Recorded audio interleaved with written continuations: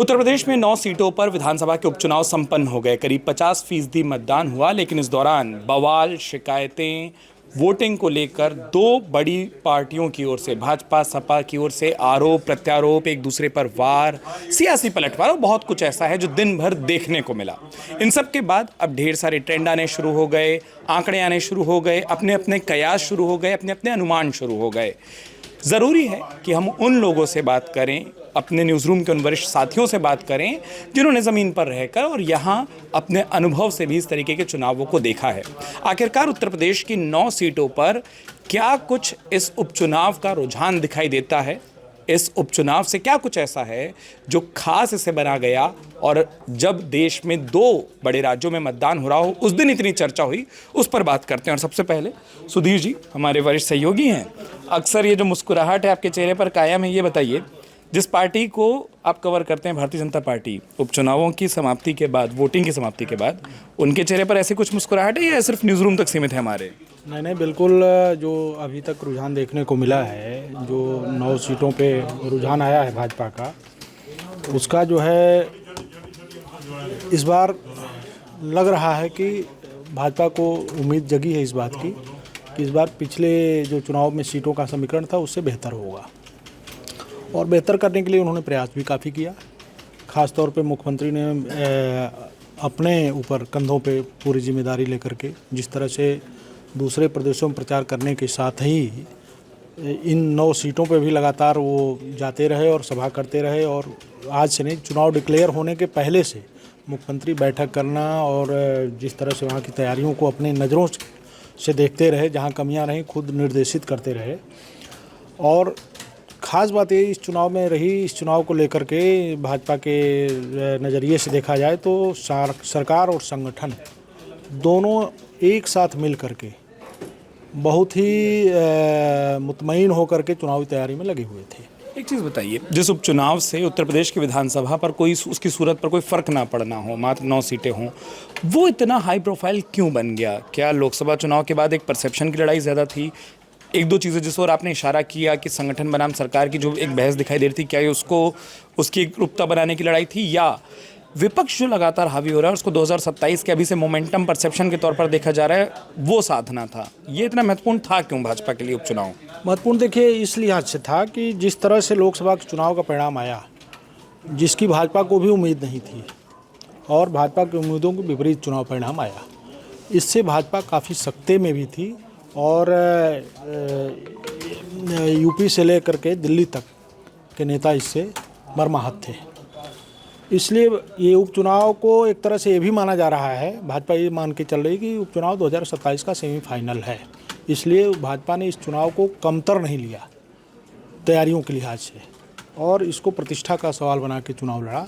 और जिस तरह से जो है इन्होंने शुरू से चुनाव के घोषणा होने के पहले से ही, और जिस तरह से इनके पास ये लोकसभा चुनाव के परिणाम ने ये मैसेज दिया इनको कि जिस तरह से दलित वोटों के खिसकने का जो ट्रेंड दिखाई दिया इनको, उससे भाजपा काफ़ी चिंतित थी। एक आखिरी चीज़ जो मैं आपसे पूछ रहा हूँ, फिर मैं आगे बढ़ूँ। आप ग्राउंड पर भी गए, कई सारे इनपुट आपके पास हैं। मुख्यमंत्री योगी आदित्यनाथ, आपने जिक्र भी किया, अगर हम भारतीय जनता पार्टी के पूरे कैंपेन को देखते हैं तो एक ही चेहरा हमको सर्वाधिक ज़ोर से दिखाई देता है, जो हर एक विधानसभा में पहुँचा, हर एक विधानसभा में अपने भाषणों से, खास तौर पर जो एक नारा चल रहा था, एक भाषण चल रहा था जिसको संघ ने बैक किया कि बटेंगे तो कटेंगे, उस लाइन को लेकर वो ज़मीन पर पहुंचे। क्या ये ज़रूरी भी था कि उतना बड़ा चेहरा ज़मीन पर जाए? क्योंकि वही लोकसभा चुनाव जो आप जिक्र कर रहे हैं कि कार्यकर्ताओं का मोराल थोड़ा डाउन था, और इसलिए हम ये कह सकते हैं कि भाजपा की ओर से अब जब चुनाव की प्रक्रिया कम से कम परिणाम से पहले संपन्न हुई है, एक व्यक्ति जिसने सबसे ज़्यादा दारोमदार लिया वो मुख्यमंत्री योगी आदित्यनाथ हैं। जी बिल्कुल, तो स्पष्ट रूप से दिखाई भी दिया चुनाव की तैयारियों में। मुख्यमंत्री जिस तरह से लगातार बैठकें किए, संगठन के साथ भी बैठक उन्होंने किया, सरकार के साथ किया। यही नहीं, मुख्यमंत्री तो खुद ज़मीन पे उतरे ही, साथ में 30 मंत्रियों की टोली तक बना रखा उन्होंने। उसके अलावा सारे मंत्रियों के क्षेत्र में रहने, कार्यक्रमों की, उनके सभाओं की, उनके सारी चीज़ की मॉनिटरिंग मुख्यमंत्री ने खुद की। तो इससे लगता है कि ये जो है सेमीफाइनल के तौर पे भाजपा ने अपने को प्रेजेंट किया है। आपके सवाल के शुरू में और सवाल के अंत में मुस्कुराहट है। 23 तारीख को पता चलेगा पार्टी के चेहरे पर कितनी कायम होती है। अब ऐसे ही हमारे वरिष्ठ सहयोगी अशोक जी, ढेर सारे चुनाव अशोक जी आपने भी उत्तर प्रदेश में देखे हैं, और मूल रूप से जिस बसपा को आप कवर करते हैं, एक सवाल जो कई लोगों के मन में है, बसपा उपचुनाव में पहली बार उतरी लेकिन प्रचार में वो जोर क्यों नहीं दिखाई दिया जो अक्सर होता है कि कुछ रैलियां होती, चाहे वो आकाश आनंद की होती, चाहे मायावती की होती, क्या कोई रणनीति अलग थी पार्टी की? देखिए, बसपा पहली बार नहीं उतरी। इससे पहले लोकसभा चुनाव के समय भी 5 सीटों पर उपचुनाव हुए थे विधानसभा के। बसपा ने वहाँ भी अपने प्रत्याशी उतारे थे, हालांकि उसको बहुत सफलता नहीं मिली थी कि थोड़ा सा वोट परसेंटेज बढ़ा था। और मेरा मानना ये है कि बसपा को इस उपचुनाव में मेहनत करनी चाहिए थी, जो बड़े नेताओं ने तो बिल्कुल नहीं की। मायावती, आकाश आनंद या कोई बड़ा नेता इनका जो है फील्ड में नहीं आया, कोई रैली, कोई जनसभा, मतलब ये कहें कि प्रत्याशियों ने अपने दम पे ही जो है चुनाव इसको लड़ा है। ये तो कहीं ना कहीं बड़े नेताओं का ना आने का असर तो दिखेगा, क्योंकि जो दलित वोट बैंक है बसपा का, वो मायावती को सुनना और देखना चाहता है। आप एक बात सही कह रहे हैं। अब अगर मैं बसपा से एक सवाल पूछूं बतौर जर्नलिस्ट कि आपने ढेर सारे चुनाव देखे हैं उत्तर प्रदेश के, कौन सी वो सीटें हैं जिस पर आपका बड़ी निगाह रहेगी? अगर मैं आपसे पूछूं 23 तारीख को आप सबसे पहले किस ओर देखना चाहेंगे, कौन से इलाकों को, कौन सी सीटों को, या किस समीकरण को आप 23 तारीख को उन परिणामों में ढूंढना चाहेंगे बतौर जर्नलिस्ट?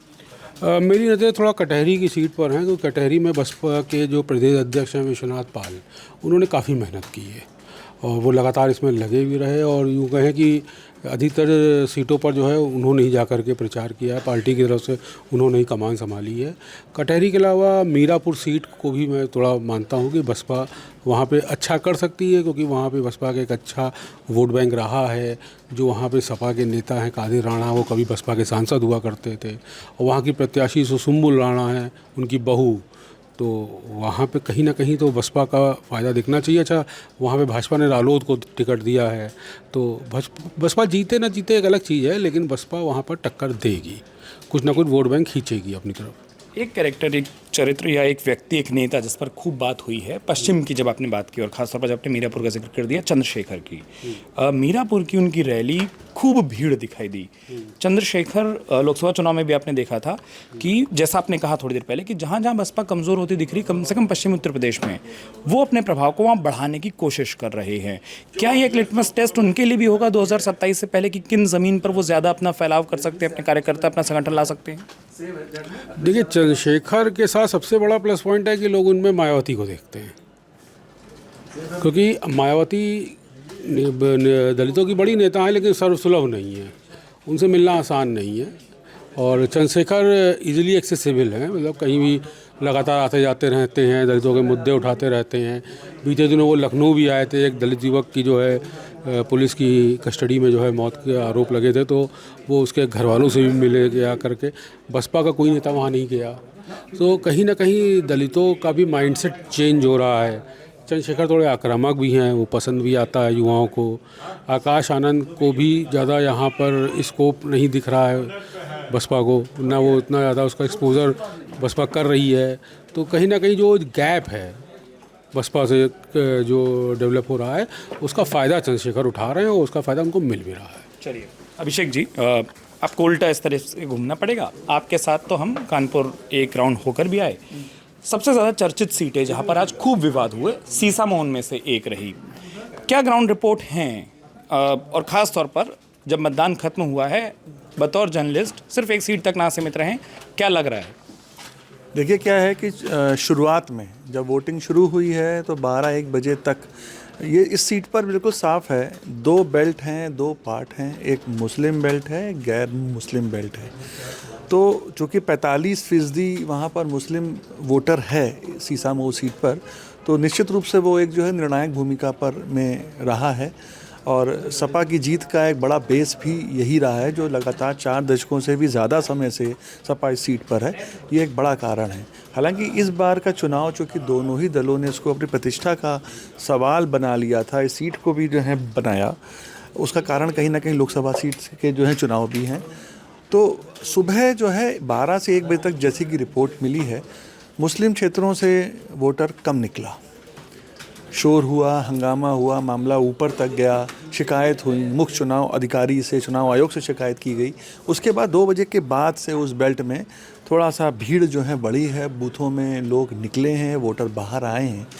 और दूसरी तरफ जो गैर मुस्लिम एरियाज़ हैं वहाँ पर बड़ी संख्या में, वहाँ पर वोट शुरू में अच्छी संख्या में पड़े हैं। तो लेकिन यहाँ भी एक बड़ी बात यह है, देखने वाली बात यह है कि जो तीसरे प्रत्याशी बसपा के हैं वो हैं वीरेंद्र शुक्ला। और भाजपा से हैं सुरेश अवस्थी, सपा से हैं नसीम सोलंकी। तो ब्राह्मण वोट अगर एक तरफा जाता है या जो गैर मुस्लिम वोट है क्षेत्र का वो अगर भाजपा को ही केवल जाता है तब तो जीत जो है काफ़ी हद तक भाजपा की मजबूत मानी जा सकती है। लेकिन ऐसा कहना अभी मुश्किल है क्योंकि पिछले चुनाव में भी बसपा के प्रत्याशियों ने थोड़ी बहुत ठीक ठाक सेंध जो है लगाई है, क्योंकि इस सीट पर ओबीसी और एससी एसटी वोटर अच्छी खासी संख्या में है।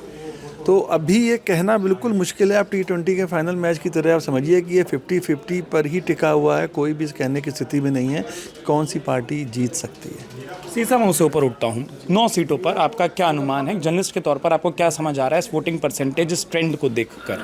देखिए, वोटिंग परसेंटेज को देखकर तो लग रहा है कि आमतौर पर उपचुनाव में इतना ज़्यादा ज़ोर आजमाइश नहीं करते हैं चुनावी दल, है ना।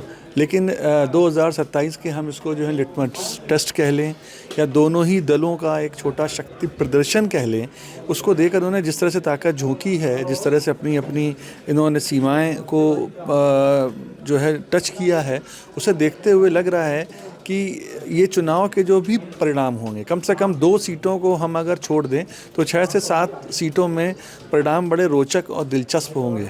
इसमें कौन सी 2 आप छोड़ रहे हैं जहाँ आपको लग रहा है कि मुकाबला उतना टफ नहीं होगा, फंसा नहीं होगा? करहल को हम जैसे मान सकते हैं, करहल एक सीट ऐसी है, दूसरी गाजियाबाद की सीट ऐसी। इन सीटों को हम अगर एक तरह से माना जा रहा है कि दोनों में से एक एक सीट जो है भाजपा और सपा के खाते में जा रही है, लेकिन बाकी के 7 में ठीक ठाक जो है वो लड़ाई देखने को मिल रही है। लेकिन इसके बावजूद चूँकि आमतौर पर उपचुनाव सत्ता पक्ष के माने जाते हैं और कहा जाता है कि लहर होती है, तो अब जैसा कि ट्रेंड है और जैसी कि रिपोर्ट्स मिल रही हैं उसमें भी हो सकता है कि 6-3 या 5-4। 3 बड़े एग्जिट पोल आए हैं। 3 बड़े एग्जिट पोलों ने क्या कुछ कहा वो हम आपको बताएं, लेकिन अजीत जी के पास चलते हैं। थोड़ी देर पहले बात हो रही थी कि उपचुनाव सत्ता पक्ष के होते हैं, एग्जिट पोल्स भी कुछ कुछ ऐसा इशारा कर रहे हैं। लेकिन लोकसभा चुनावों के दौरान हमारे पास एक सीनियर व्यक्ति थे अजीत बिसारिया जी, इन्होंने एक एग्जिट पोल इसी न्यूज़ रूम से किया था और वो ज़्यादा सही साबित हुआ था तमाम एग्जिट पोलों के ऊपर। तो आपके नोट्स क्या कहते हैं? आपकी पूरे फीडबैक सिस्टम जो आ गया होगा, फीडबैक ने काम किया होगा। 9 सीटों पर 50% मतदान उत्तर प्रदेश ने करीब करीब देखा, आपका अनुमान? देखो उत्कर्ष जी, हम लोग सुबह से शुरू करते हैं घटनाक्रम से। समाजवादी पार्टी शिकायत करती है कि उनके समर्थक मतदाताओं को रोका जा रहा है, गलत ढंग से आईडी चेक की जा रही है। अब हम लोग लखनऊ बैठे, हम लोग भी उस पर नज़र रखे हुए थे। उनका शिकायत सीधे आयोग में की गई, आयोग ने कार्रवाई की, 5 लोगों को निलंबित किया। 5 लोगों को निलंबित इसलिए किया गया, कहीं ना कहीं समाजवादी पार्टी की शिकायतों में सच्चाई मिली। समाजवादी पार्टी के लोग अंदर भी ये बात मान रहे हैं कि उन शिकायतों का उनको फ़ायदा मिला और लोग बूथ तक पहुँचे। बहुत ज़्यादा लोग नहीं रोके जा सके, ऐसा वो लोग भी मान रहे हैं जो ये आरोप लगा रहे थे कि उनके समर्थक मतदाताओं को रोका गया। जहाँ तक इस चुनाव की बात करें, हमारे पास सारे चुनाव आयोग के भी आंकड़े आ चुके हैं और मुझे इस चुनाव में ये लगता है कि समाजवादी पार्टी का पलड़ा भारी रहेगा। जो सीटें, हम 9 सीटों की बात करें तो समाजवादी पार्टी 5 सीटों तक जा सकती है और 6 सीट भी अगर जीत ले समाजवादी पार्टी तो इसमें अचंभा नहीं होना चाहिए। मैंने थोड़ी देर पहले कहा था लोकसभा चुनाव में आपका जो आंकड़ा था, आपका जो अनुमान था वो सही साबित हुआ था। ज़रा हमारे दर्शकों के लिए वो 5 और 6 सीटें आपको कौन कौन सी लग रही हैं, अगर आप वो बता पाएंगे आपको सपा भारी लग रही है? देखिए, हम पहले बात कर लेते हैं कि जहाँ भाजपा भारी है, ठीक है, गाजियाबाद है, फूलपुर है। यहाँ हमको जो आकलन लग रहा है वो भाजपा भारी है। खैर सीट ये है कि कांटे की टक्कर है। और बाकी की जो 6 सीटें हैं इनमें सपा बहुत मजबूती के साथ, बहुत दमदारी के साथ लड़ी है। उसका मतदाता बूथ तक पहुंचा है और यह लोकतंत्र में मुख्य विपक्षी पार्टी की एक बड़ी सफलता कही जाएगी कि उसने अपने समर्थक मतदाताओं को बूथ तक पहुंचा दिया। एक अंतिम सवाल जो मैं पूछना चाह रहा हूँ वो ये कि समाजवादी पार्टी के लिए चुनाव कई मायनों में अलग भी था लोकसभा चुनाव से। कांग्रेस साथ होने की बात करी, लेकिन कई तस्वीरों में वो चीज़ नहीं दिखाई दी। कांग्रेस के बड़े नेताओं का प्रचार नहीं दिखा आपको।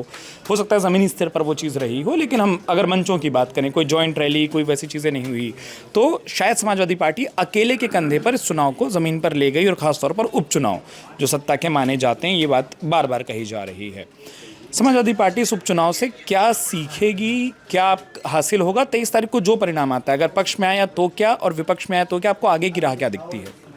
देखिए, समाजवादी पार्टी शुरू से ही इस बात को मानकर चल रही है कि यूपी में कांग्रेस का कोई बहुत बड़ा जनाधार नहीं है। कुछ नेताओं को छोड़ दे तो स्थानीय स्तर पर इनके पास जो है बहुत सक्रिय कमेटियां भी नहीं हैं।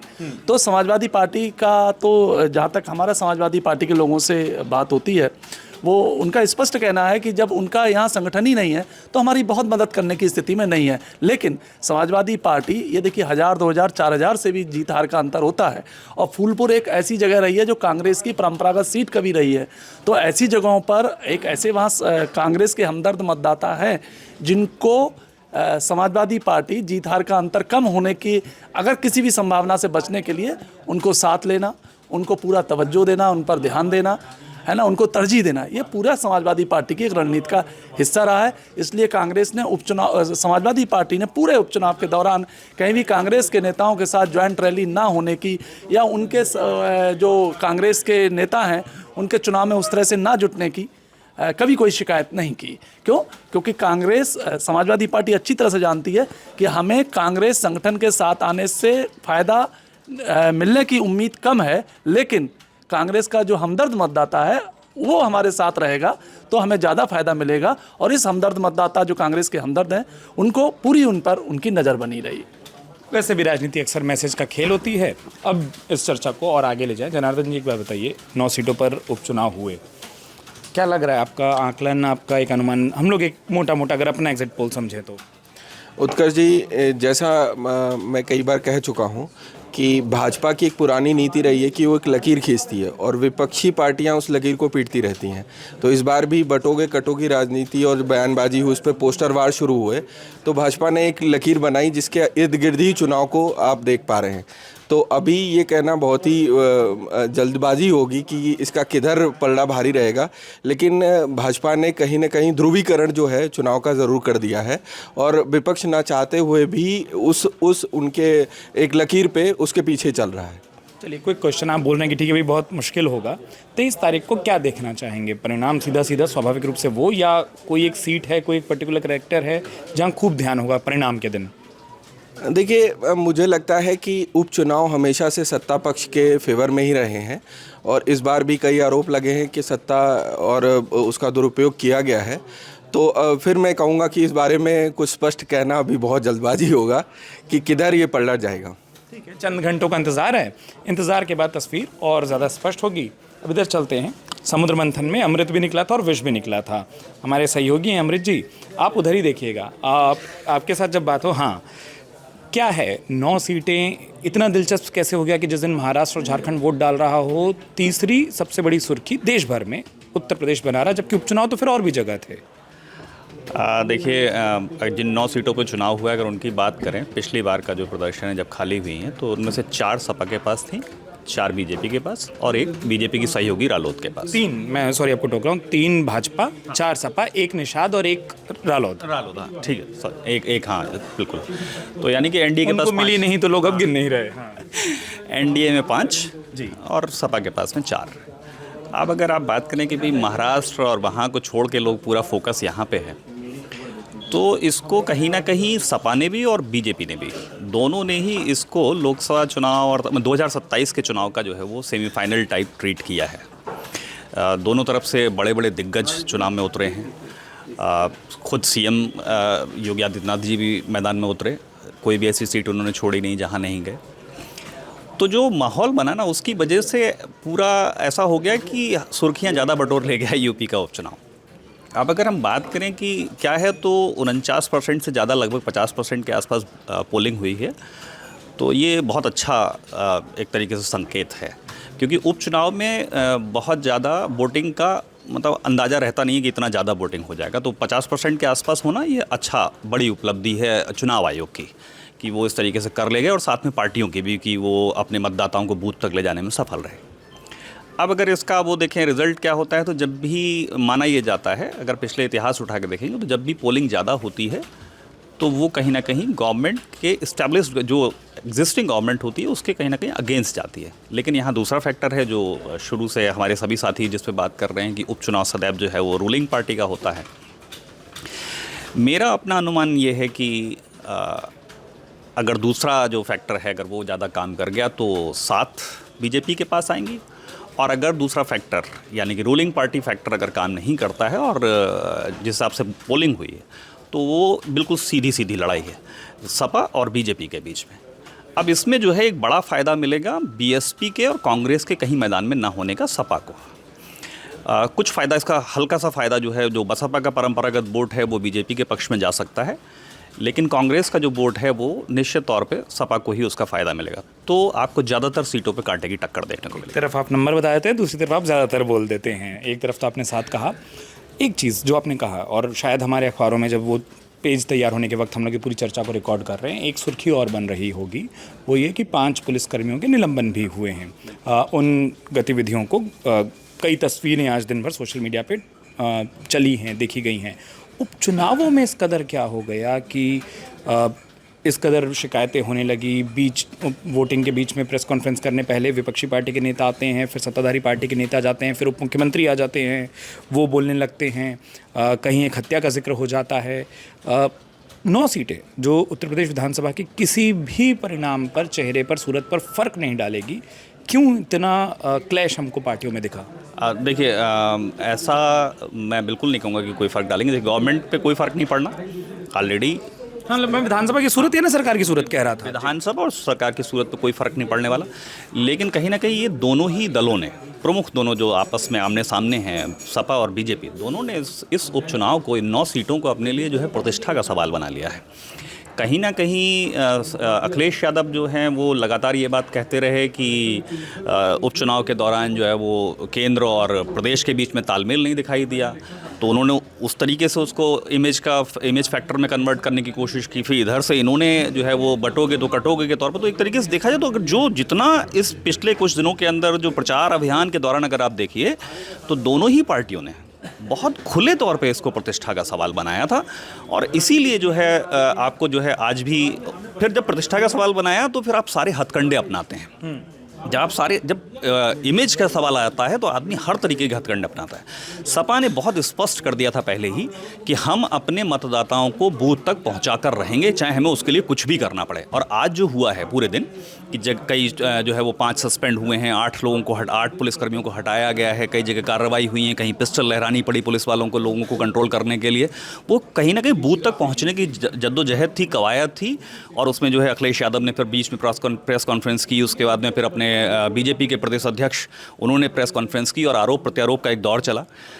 तो ये सारी चीज़ें जो हैं वो कहीं ना कहीं ये साफ कर रही हैं, इसमें किसी को कोई रॉकेट साइंस नहीं है, इसमें किसी को कुछ नहीं कहना है। साफ दिख रहा है कि दोनों पार्टियों ने इसको प्रतिष्ठा का सवाल बनाया हुआ है। सिर्फ 9 सीटों को, कोई बड़ा चुनाव नहीं है, ये उपचुनाव है सिर्फ 9 सीटों का। लेकिन कहीं ना कहीं दोनों पार्टियों के बड़े चेहरों की, यानी कि इधर से आपके सीएम, उधर अपने अखिलेश, दोनों लोगों की, ये दोनों ने ही अपनी प्रतिष्ठा का सवाल इसको बनाया हुआ है। जब हमने थोड़ी देर पहले समुद्र मंथन का जिक्र किया था तो पुराणों में एक शहर का भी जिक्र आ जाता है, प्रयागराज, जहाँ पर ये पूरा मंथन हुआ हो। और हमारे वरिष्ठ सहयोगी अक्षय जी उसी शहर से आते हैं जिसकी एक सीट पर भी खूब उपचुनाव हुआ।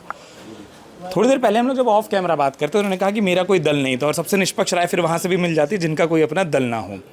9 सीटों के उपचुनाव से कुल मिलाकर आपको हासिल क्या समझ आया? इतने बड़ा कैंपेन हुआ, चुनाव से पहले से एक भूमिका बन रही थी, माहौल बन रहा था, कुल हासिल क्या है इस 9 सीटों के उपचुनाव का? उत्कर्ष जी, देखिए दोनों दलों, क्योंकि लड़ाई सीधी प्रदेश में जो दिख रही है वो भाजपा और सपा के बीच ही है। कांग्रेस ने इस चुनाव से सीधे न सही अप्रत्यक्ष रूप से खुद को पीछे खींच लिया और बाकी दल भी मैदान में, बसपा उतरी बट उसने भी पूरा दम नहीं दिखाया। तो एक तरह से सीधी लड़ाई भाजपा और सपा के लिए, और सभी जानते भी हैं और कह भी रहे हैं कि ये कहीं ना कहीं अगले विधानसभा चुनाव से पहले एक सेमीफाइनल मैच है। शायद यही वजह है कि आप ने पहले भी उपचुनाव देखे होंगे और यह भी उपचुनाव देखा होगा। आज का उपचुनाव वो किसी न किसी तरीके से पूरे विधानसभा चुनाव जैसे माहौल को दिखा रहा था। तो कौन जीतेगा कौन हारेगा ये तो आगे स्पष्ट होगा, लेकिन दोनों ने अपना पूरा दम दिखाया। आप बोल रहे हैं दोनों ने पूरा दम दिखाया। अगर हम बात करें आपके हिसाब से पूरा का पूरा चुनाव किन मुद्दों पर गया? भाजपा के लिए अलग हो सकते हैं और सपा के लिए अलग हो सकते हैं। किस चीज़ पर ये चुनाव ज़्यादा दिखाई दिया या मतदाताओं ने क्या सोच कर वोट किया होगा? ये बहुत स्थानीय हुआ, अपनी अपनी पार्टियों पर हुआ, चेहरों पर हुआ, आपको क्या दिखाई दे रहा है? देखिए, चुनाव और ख़ास तौर पे उपचुनाव या इस तरह के चुनाव कहीं ना कहीं जाकर के स्थानीय मुद्दे होते हैं।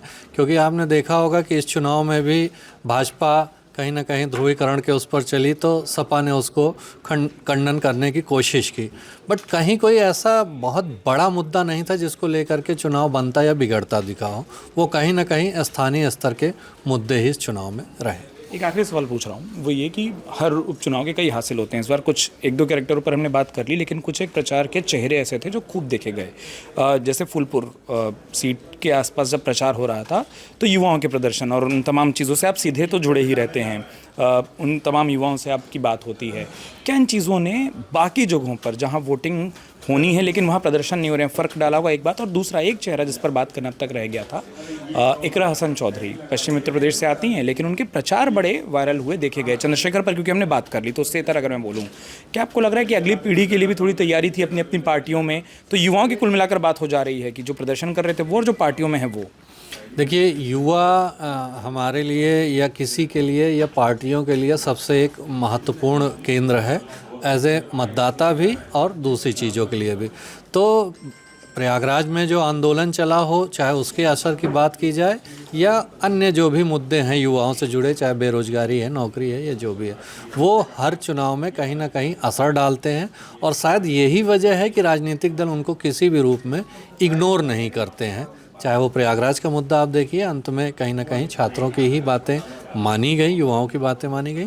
और राजनीति में भी युवाओं की नई पीढ़ी निश्चित रूप से इंटर कर चुकी है और उसका असर भी आने वाले समय में दिखेगा। बहुत शुक्रिया अक्षय जी आपका और हमारे तमाम साथियों का भी। तो अमर उजाला के न्यूज़ रूम से ही पूरी बातचीत हुई उन उपचुनाव की 9 सीटों पर, जिसमें करीब 50% मतदाताओं ने अपने मताधिकार का प्रयोग किया है। लेकिन अब सबसे बड़ा सवाल ये है कि 23 तारीख को जब ईवीएम की गिनती शुरू होगी तो हमारे जो अनुमान हैं, हमारे वरिष्ठ पत्रकारों के जो अनुमान हैं, वो कितने सही होते हैं, कितने गलत होते हैं, वो देखा जाएगा। लेकिन उससे बड़ी बात, इस उपचुनाव के रिजल्ट पर जिस दिन मतदान हुआ उस दिन इतना टेंशन, उस दिन इतनी तनाव रही, रिजल्ट के दिन क्या रुख होता है उत्तर प्रदेश की सियासत का, वो भी हम आपको सबसे पहले बताएंगे अपने सहयोगी मनीष के साथ। उत्कर्ष चतुर्वेदी, अमर उजाला न्यूज़ रूम से। अगर आप ये वीडियो YouTube पर देख रहे हैं तो हमारे चैनल को सब्सक्राइब करें और बेल आइकन को दबाना ना भूलें। अगर आप Facebook पर ये वीडियो देख रहे हैं तो हमारे पेज को लाइक करें।